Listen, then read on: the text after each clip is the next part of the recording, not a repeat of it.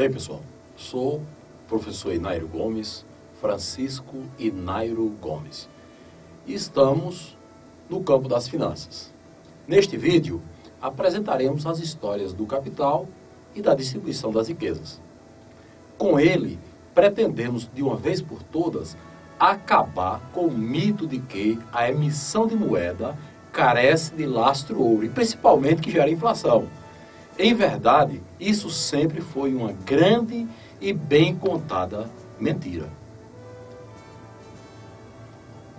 Com certeza, foi a oligarquia financeira internacional quem sempre manteve esse sofisma, pois foi dessa forma que ela conseguiu e até hoje mantém sob seu controle total a emissão de moeda em todo o mundo, o que implica no controle da nossa liberdade para trabalhar e evoluir.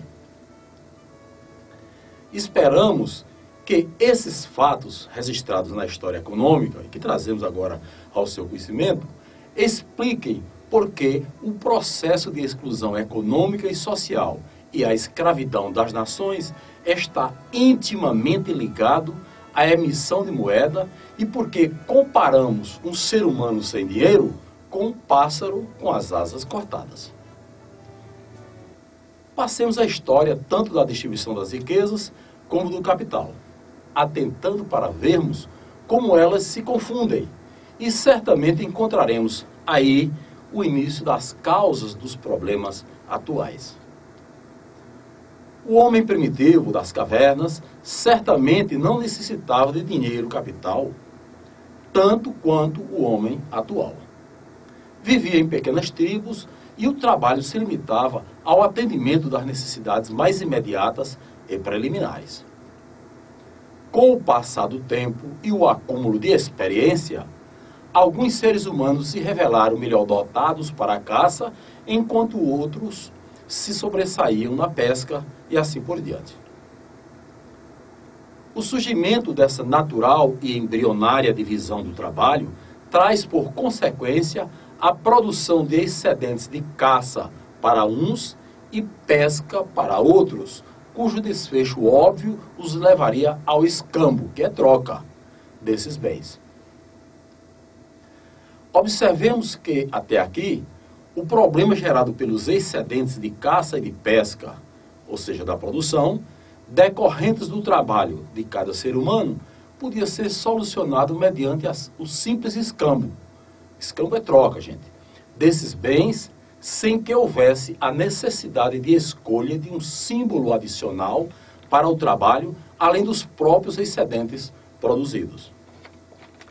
Agora imaginemos o homem sedentário se desenvolvendo, sua produção crescendo e se tornando cada vez mais complexa e diversificada, e gerando mais excedentes a serem intercambiados. Naquele momento, o bom senso das relações de troca suscitou a necessidade de criação de símbolos a serem utilizados como referenciais nas transações. Foi a partir daí que surgiram os primeiros símbolos, ou seja, as primeiras moedas. Entre outros, a cabeça de gado, foi a primeira das moedas conhecidas, e a cabeça de gado em grego é pekos, e o sal, que deram origem às palavras pecuniário e salário, símbolos estes que os estudiosos denominaram moeda mercadoria. Passa o tempo, cresce a população, diversificam-se as necessidades, complexificam-se as relações produção-consumo. O que antes era produzido para o consumo, agora se produz primeiro para troca ou venda em mercado. Cresce assim a importância dos símbolos, moeda, que de simples ponto de referência passam a meio de pagamento, de uso e aceitação corrente nas relações de trocas. Observemos que, à medida que o tempo passava e a população aumentavam também as necessidades de produção e de trocas de bens e serviços na economia, ou seja, aumentava a necessidade de distribuição das riquezas. Observemos também que, ao mesmo tempo em que aumenta a necessidade de distribuição das riquezas, se agiganta a importância da circulação de moeda enquanto símbolo do trabalho, que é uma riqueza humana, que na prática é o que está sendo intercambiado e distribuído. Vejamos que o que nós trocamos não são mercadorias, nós trocamos os trabalhos, né, que estão embutidos nos preços das mercadorias. As novas atribuições do símbolo moeda, agora como meio de pagamento de aceitação por todos, impõem certos requisitos, como, por exemplo, ser divisível, facilmente transportável, de difícil falsificação, entre outros. Foram os metais que, no primeiro momento, preencheram os requisitos que o símbolo moeda estava a exigir. Partindo inicialmente do metal bruto, chegou-se à moeda metálica e depois aos metais preciosos, onde o ouro ocupou lugar de destaque. O ouro, indiscutivelmente, foi o ponto de partida, o grande símbolo, moeda, inspirador da ideia que teve como desfecho o surgimento do atual sistema financeiro mundial. Devido ao fato de que o ouro inspirou aos criadores do atual sistema financeiro mundial, muita gente que não conhece as regras da economia ainda hoje pensa que a emissão de dinheiro, que é um símbolo do trabalho, está condicionada ao lastro ouro. Em verdade, o que sempre serviu de lastro para todas as moedas, ou seja, para todos os dinheiros, sempre foi e continuará sendo o que elas simbolizaram, que é a riqueza humana, que é o trabalho, pois só o trabalho é que tem valor. Isso significa dizer que, enquanto existirem pessoas para trabalhar, haverá a riqueza humana, que é o trabalho, e, portanto, jamais haverá a falta de lastro para o dinheiro, e muito menos a falta do dinheiro, que nada mais é que o símbolo do trabalho.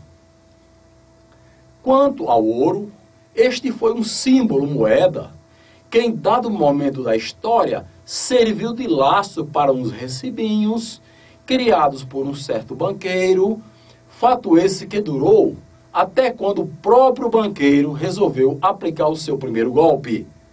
Veremos isso um pouco mais adiante.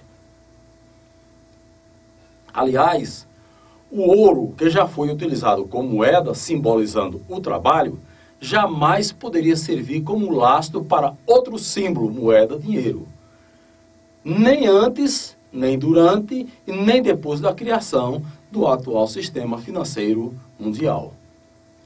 Ao contrário, o próprio ouro, quando foi adotado como moeda, era um símbolo que tinha como lastro a riqueza humana, que é o trabalho.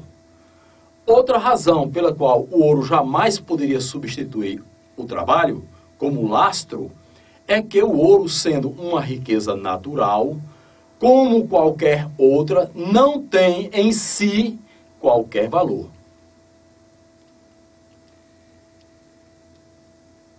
É de suma importância entender que os símbolos moedas, uma vez eleitos e aceitos por todos como meios de pagamento, vale enfatizar, são apenas meios utilizados por todos para um fim que é o pagamento do trabalho, que é por excelência a riqueza humana, realizado e utilizado por todos.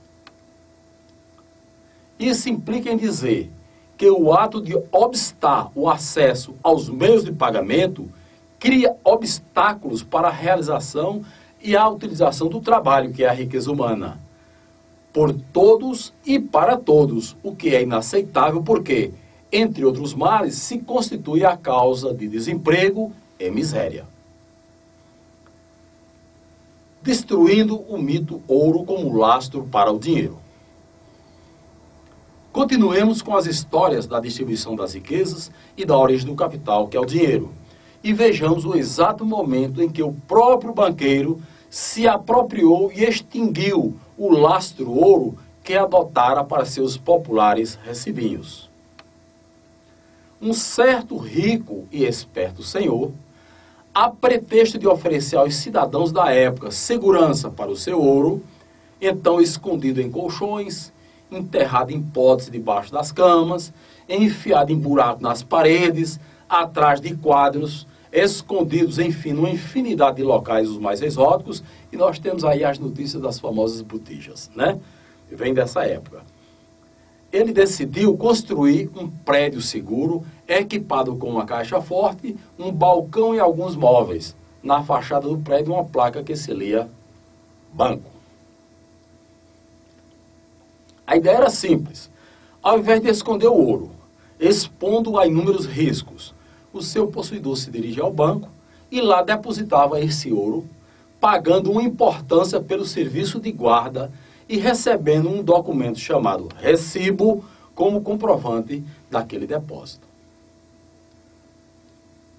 Quando o depositante precisava do seu ouro para alguma transação, se dirigia ao banco, apresentava o seu comprovante de depósito e o recebia de volta. Os incômodos das constantes idas e vindas ao banco, do deposita e retira, cancela, prepara novos recibos, levaram o experiente dono do banco a aprimorar os seus serviços. A partir de então, para cada porção de ouro depositada, em vez de um único recibo do valor integral, o banco passou a emitir 10 ou 20 recibinhos menores, práticos e também negociáveis. Com a inovação, sempre que o dono do ouro precisasse realizar qualquer transação, não seria mais necessário ir ao banco. Bastaria o repasse de um dos recibinhos e o banco se encarregaria de entregar o ouro, que seria efetuar o pagamento, ao novo portador daquele documento. Surgiu assim um novo símbolo para o trabalho, que depois ficou conhecido como moeda-papel.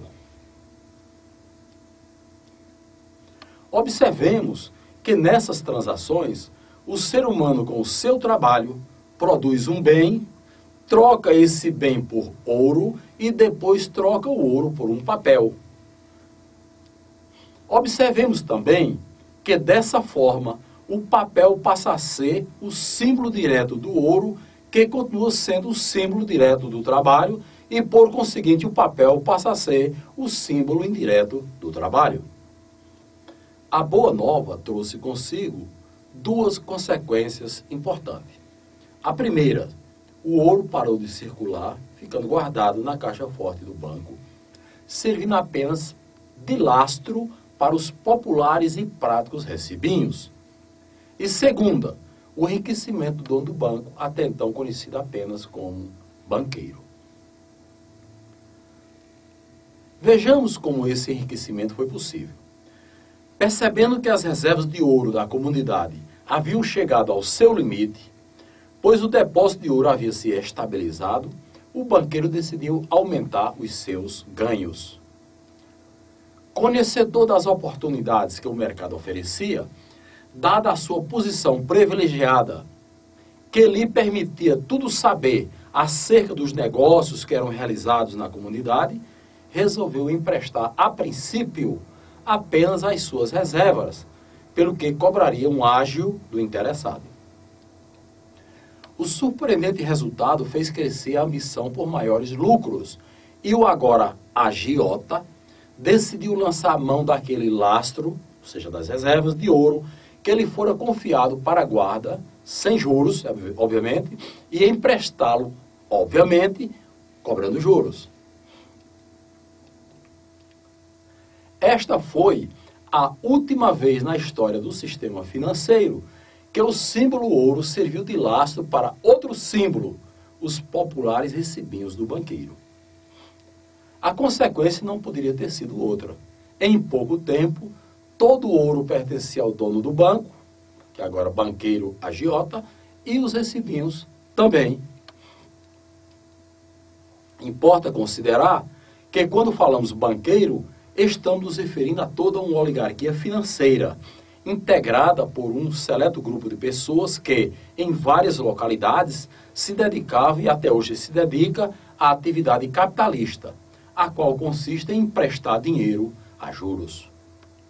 Na sequência, trataremos do importante tema que nos orienta como definir um preço justo para o trabalho e muitos outros de relevante interesse que nos auxiliarão no conhecimento das causas da má distribuição das riquezas e da miséria e principalmente na solução definitiva desses injustificáveis problemas. Adquira os vídeos, faça a sua coleção completa das mídias físicas originais e conserve-a como uma relíquia, com muito carinho e cuidado, para exibi-los no trabalho, na comunidade, na escola, aos amigos e principalmente em casa, à sua família. Forme seu grupo de estudos, aprofunde o seu conhecimento da verdade sobre a ética, a cidadania e a gestão, pois só assim seremos cidadãs e cidadãos livres. A liberdade, gente, é o dom divino mais precioso. Não há venda, nem há troca jamais por nada desse mundo.